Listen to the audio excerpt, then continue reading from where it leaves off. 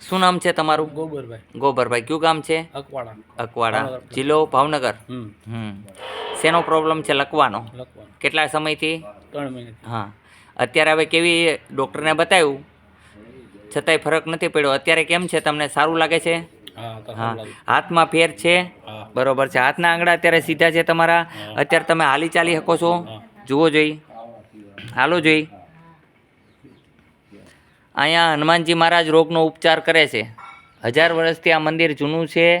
હું અહીંયા નિમિત્ત બેસું છું અને ઈલાજ કરતા હનુમાનજી મહારાજ છે. નામ છે ચેતન હનુમાન. એ જ પ્રમાણે ચેતન શક્તિ છે એની. હા, જેમ રામને સહાય કરી એવી જ દર્દીઓને સહાય કરે છે. પગ માંડીને ઝડપથી હાલો.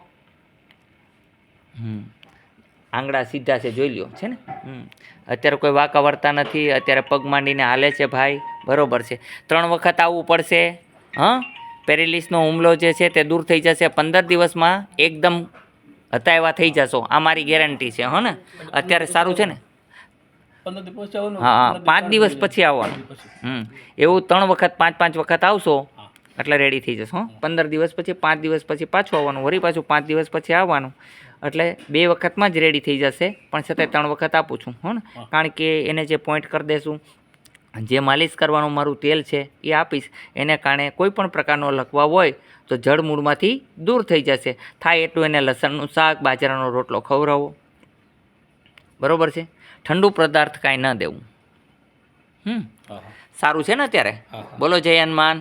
હે હનુમાનજી, મારો રોગ તાત્કાલિક સારો કરી દો. અત્યારે સારું છે ને? સારું લાગે છે કે નથી લાગતું? હા, તો બસ. અહીંનો ટાઈમ છે સવારે 9 થી 12, સાંજે 4 થી 6. આટકોટથી ગયણી થોરખાન રોડ ઉપર આદેશ આશ્રમ ચેતન હનુમાનની જગ્યા છે. ફ્રી ઓફ રોગ ઉપચાર છે. આદેશ.